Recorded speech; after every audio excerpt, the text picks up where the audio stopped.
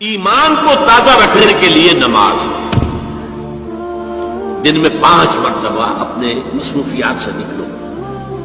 صبح کی نیند بڑی سہانی ہوتی ہے، اسے توڑ کر اٹھو اور اٹھو اللہ کے حضور میں حاضر ہو، کھڑے ہو جاؤ، وضو کرو، کھڑے ہو جاؤ، نماز پڑھو، اللہ سے اپنا عہد جو ہے تازہ کرو. ایاک نعبد و ایاک نستعین، اللہ تعالیٰ کے ساتھ اپنے اس عہد کو دوبارہ استوار کرو، تازہ کرو. بڑا پیارا شعر ہے حفیظ جالندری کا کہ سرکشی نے کر دیے دھندلے نقوش بندگی، آؤ سجدے میں گرے لوح جبیں تازہ کرے. لوح کہتے تختی کو، جیسے تختی ہوتی تھی ہم لکھتے تھے پھر تازہ کرتے تھے اس کے اوپر، پھر دوبارہ گاچنی سے اس کو دوبارہ جو ہے تاکہ اس پر لکھا جا سکے. تو یہ لوح جبیں جو ہے یہ ہماری، اسے رکھو زمین پر تاکہ اس میں بندگی کا جو نقش ہے وہ تازہ ہو جائے. اس لیے کہ ہماری سرکشی جو نفس کی سرکشی ہے، ان النفس لامارۃ بالسوء، اس نے ہماری یہ بندگی کے جو آثار ہیں، جو نقوش ہیں، انہیں کمزور کر دیا، دھندلا دیا. تو نماز ایک ستون ہے، اور یہ جان لیجئے کہ اسلامی معاشرے کے اندر اس کی تنظیم، اس کی آرگنائزیشن کے لیے یہ یوں سمجھیے رکن رکین ہے، یہ عمود ہے، یہ سب سے بڑا جو ہے بنیاد ہے. اب آپ کو معلوم ہے کہ اسلامی معاشرے میں ایک فرد ہے مسلمان، اس کی زندگی بھی اگر وہ نمازی ہے اور نماز کا حق ادا کرتا ہے، اس کی زندگی گویا کہ نماز کے گرد گھومتی ہے. اس کا سارا نظام الاوقات جو ہے نماز کے حوالے سے طے ہوگا.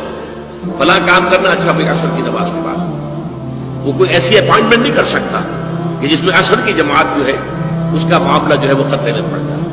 مغرب کے بعد اس کا سارا معاملہ چلے گا، اس کا روٹین جو ہے اسی کے گرد گھومے گا. یہ گویا کہ کھوٹا ہے جس کے گرد اس کے معمولات زندگی جو ہے، اس کی چکی جو ہے وہ چل رہی ہے. اسی طریقے سے معاشرہ اب 5 مرتبہ دن میں مسلمان مسجد میں جمع ہو رہا ہے، ایک امام کے پیچھے کھڑے ہیں، اور ایک دفعہ ہفتے میں جو ہے بڑی آبادی کے لوگ جو ہیں مسجد جامع میں جمع ہو گئے. یہ اسلامی معاشرے کی ایک تنظیم ہے.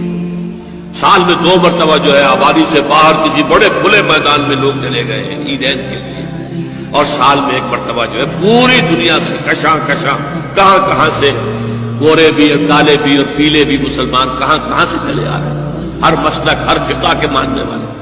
یہ ایک تنظیم ہے جو نماز کے گرد اور حج کے گرد ہو رہی ہے. اور یہ نماز جو ہے در حقیقت بندے کا تعلق اللہ کے ساتھ استوار کرنے کا سب سے بڑا ذریعہ ہے. اس لیے کہ ہمارے معمولات جو ہیں وہ ہمیں اللہ سے غافل کر دیتے ہیں، ہم گم ہو کر رہ جاتے ہیں. بڑا پیارا شعر ہے اقبال کا، کافر کی یہ پہچان کہ آفاق میں گم ہے، مومن کی یہ پہچان کہ گم اس میں ہے آفاق.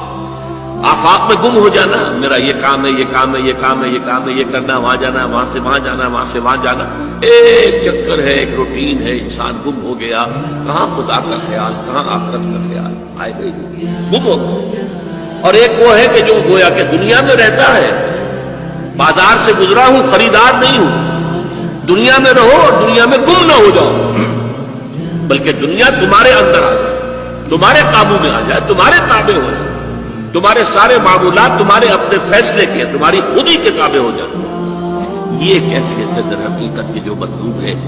اسی لیے فرمایا حضرت موسیٰ علیہ السلام کی پہلی جو حاضری ہوئی تھی اور اسی میں انہیں رسالت عطا ہوئی، تو اس کی پہلی وحی سورہ طٰہٰ کے شروع کی آیات میں ہے، وَأَقِمِ الصَّلَاةَ لِذِكْرِي.